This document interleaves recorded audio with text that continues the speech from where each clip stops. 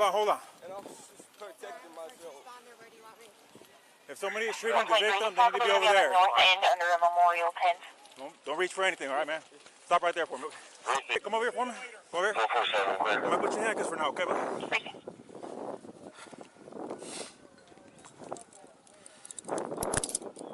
Memorial tent over there, guys. All right. He put his hands on me. I told him not to. He put his hands on me. What's up? Over here or over side? Up to you. It's up to you. That's fine. This is closer. Okay. Let me do one more little check of you, okay? Yes, sir. You don't mind for reaching your pockets, anything like that? You good? Well, you're just wearing this one pair of pants? No, man. I'm wearing some little underpants. Oh, yeah. But no, it's not pockets. No, ma'am. I don't think so. What's your name, man? Carmelo Anthony. K-A-R-M-E-L-O. Show me out. Okay.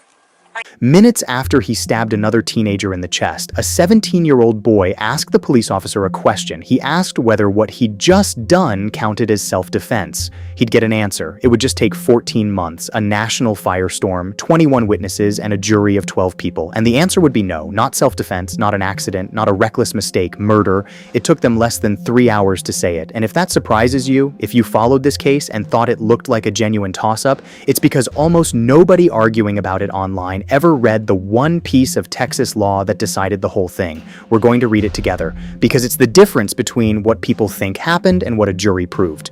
April 2nd, 2025, Kuykendall Stadium, Frisco, Texas.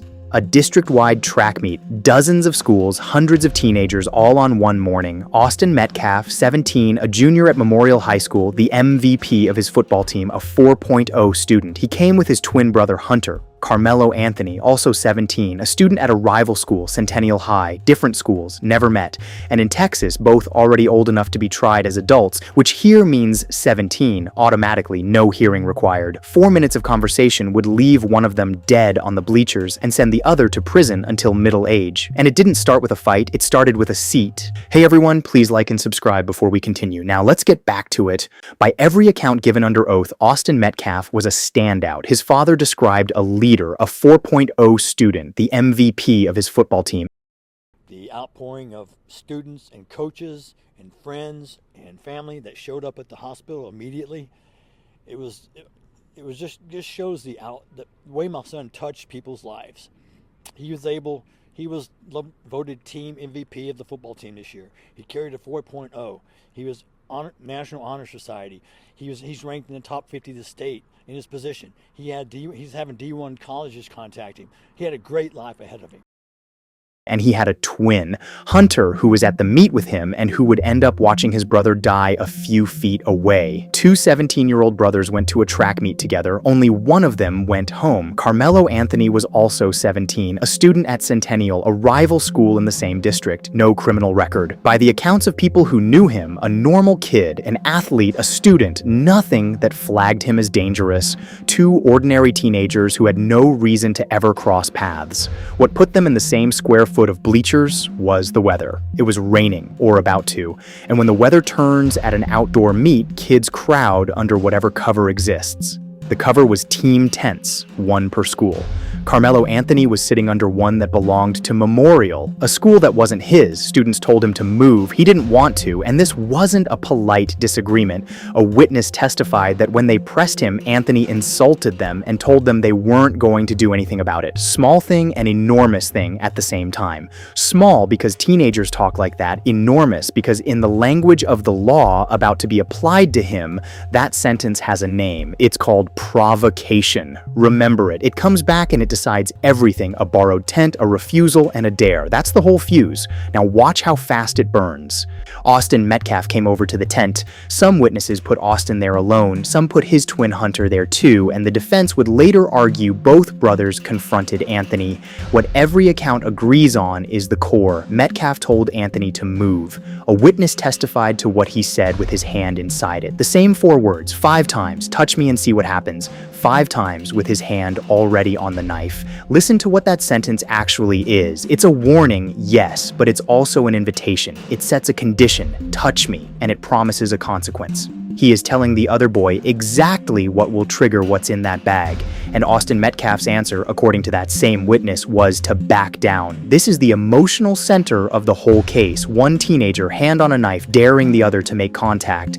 The other saying out loud in front of witnesses, "No, I'm not fighting you, I'm not going to touch you." And then Metcalf touched him anyway. The accounts describe a grab or a push to move him off the bench, physical, but by every account, an unarmed shove from a boy who just said he didn't want to fight. That shove is the entire legal battlefield. The verdict, the sentence, 14 months of national screaming, all of it comes down to one question.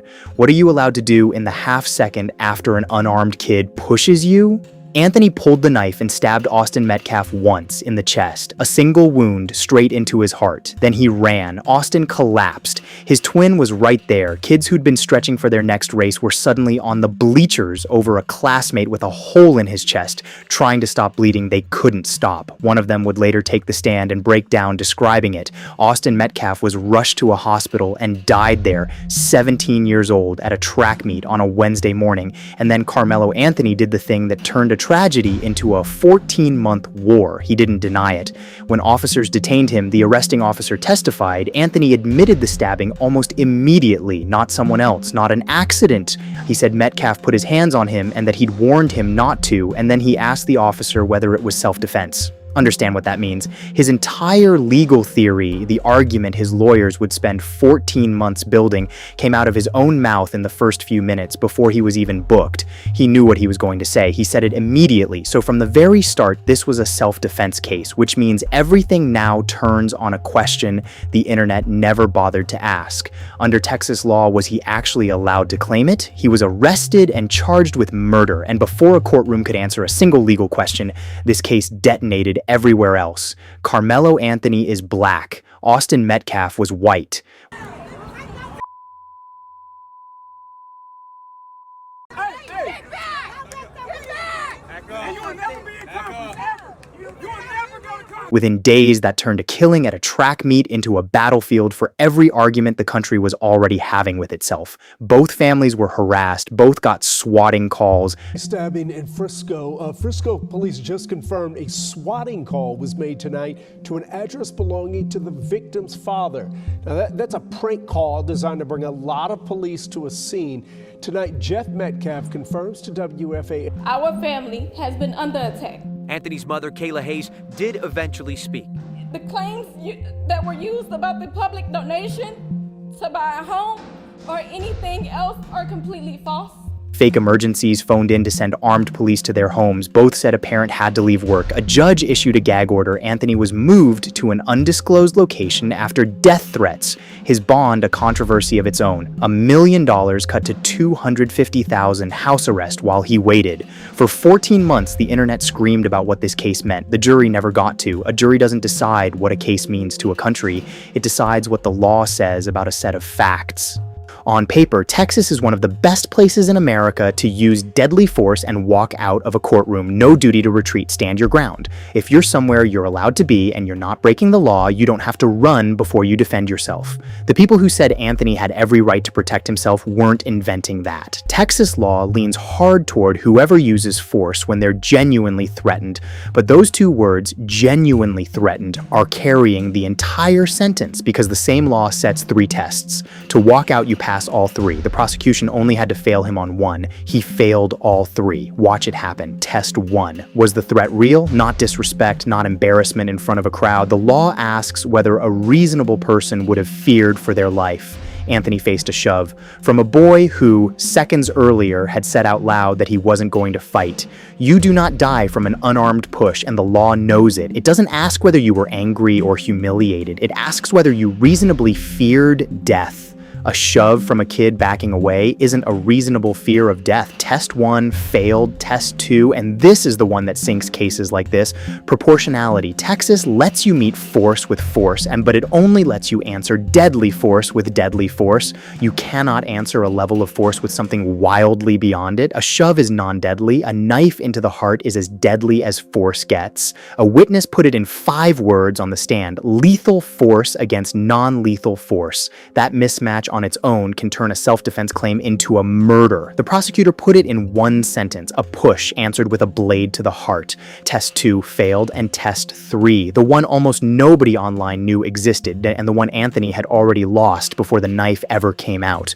Under Texas law, if you provoked the confrontation, you forfeit self-defense entirely. You don't get to light the fuse and then claim you were just standing near the explosion. Now go back to that tent. He refused to move. He insulted them. He told them they wouldn't do anything about it. He put his hand on a knife and said 5 times, "Touch me and see what happens." The state's case was that this wasn't a boy cornered into defending himself. It was a boy who set the terms of a fight, armed himself, dared the other one to trigger it, and then did exactly what he'd promised. He didn't just fail test 3, he failed it first. In the first sentence, he spoke at that tent. The self-defense claim was dead before the blade was. 3 tests, 3 failures, and that's before you even reach the question that decided how long he would serve. If it isn't self-defense, what is it? Texas gave the jury 2 options, and the gap between them is a lifetime. Murder, you intentionally or knowingly caused a death. You meant it, or you were reasonably certain it would happen. First-degree felony, 5 to 99 years, or life.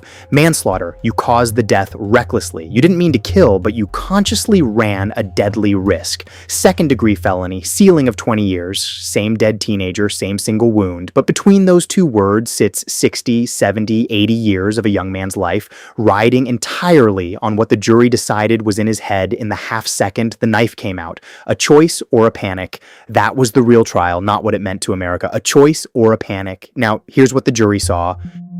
Jury selection started June 1st, 2026, under heavy security. Carmelo Anthony was 19 now. The case had aged him from a boy into a young man while it waited.